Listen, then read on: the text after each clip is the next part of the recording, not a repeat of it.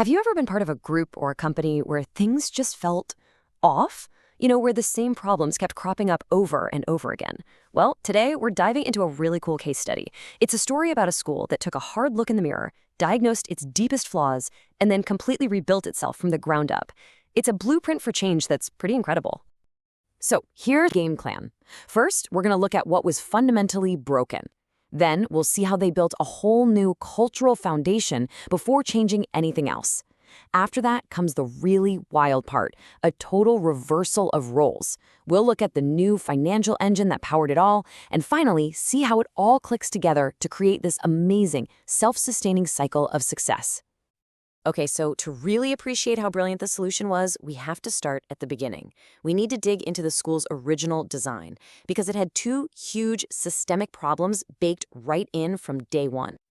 At first, the school ran on something they called the circle of service. Now, in this setup, the faculty, the teachers, were considered the servant body. That meant they were on the hook for basically everything. Yeah, teaching, of course, but also a ton of administrative work and even fundraising. This automatically put the parents in the position of being the clients, or the customers. And right away, you can probably see the first major problem this created. The faculty was just completely overloaded. This constant juggling act, this immense pressure, meant they had less and less time and energy for the students. It literally got in the way of their most important job, teaching. The other consequence? Well, it was a total breakdown in the school's culture. See, when parents are treated like customers, they start acting like customers. The whole relationship dynamic soured, and the school's administration basically turned into a customer service desk, stuck with that old motto, the customer is always right, which, as we know, isn't a great foundation for an educational partnership. So, how in the world do you fix a problem that's woven into the very DNA of your organization? Well, you don't start by just changing the org chart. Before they could shift a single role or responsibility, the entire community, parents, teachers, everyone, had to agree on a whole new way of thinking. So, they came up with 3 ground rules, 3 agreements that were non-negotiable. First, everybody had to admit the old way wasn't working and that real change was needed. Second, and this is so important, they agreed to a no-blame policy. No more pointing fingers about the past, all energy had to focus on the future. And third, everyone had to agree to share responsibility. That old consumer mindset, it was out. This was about shared ownership now. All right, so with that new cultural agreement in place, the school was finally ready for its most dramatic move. They were about to take that old model and flip it completely on its head. This is the absolute game changer. The parents were no longer the clients. In this new world, the parent body became the central servant body. Think about that. They were now officially recognized as the primary engine of the school, the ones providing the foundational resources that made everything else possible. And you can see how this new power dynamic plays out right here. The parent body is now the servant body. Their job is to provide the financial and operational support. And in return for that service, the faculty and the board of trustees become accountable bodies. Their job is now to deliver on their promises, and they are directly accountable to the parents for doing so. You have to remember this whole massive, radical restructuring, it all came back to one simple goal. It was about fixing that original problem. It was all designed to finally free the faculty to do what they do best, meet the needs of the students. It was about letting teachers just teach. Now you might be thinking, wait, so are the parents the bosses now? And the answer is no, not exactly. This new relationship wasn't about authority. It was all about mutual accountability through transparency. The faculty and the board kept their end of the bargain by making their work visible. They provided documented plans and regular reports to show the community, here's what we're doing with the support you're giving us.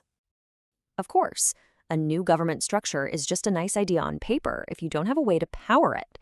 So that brings us to their new financial model, which they cleverly named the Circle of Productivity.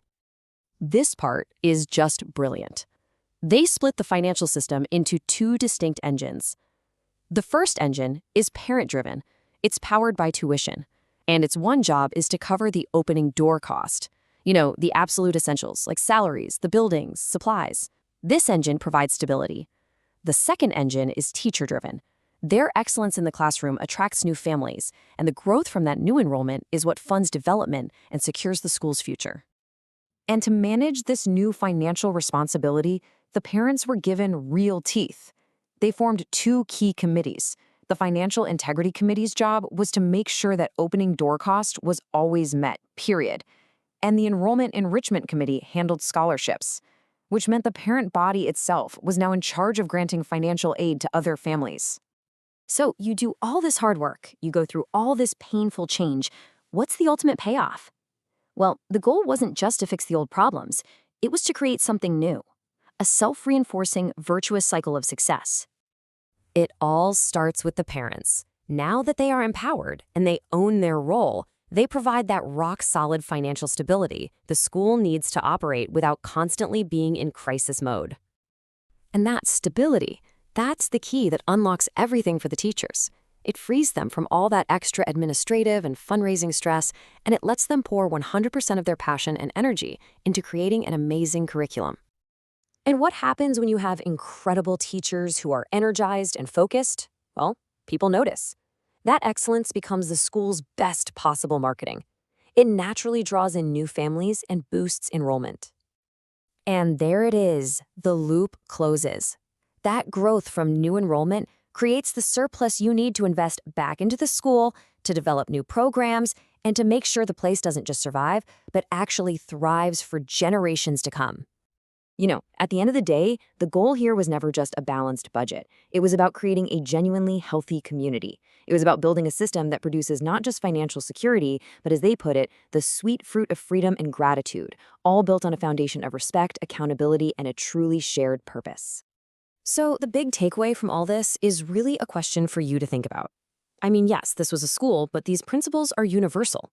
Think about the systems you're a part of, your job, a volunteer group, maybe even your own family, and just ask yourself, what could change if we got really honest about who is serving whom and who is truly accountable to whom? It's a powerful thought.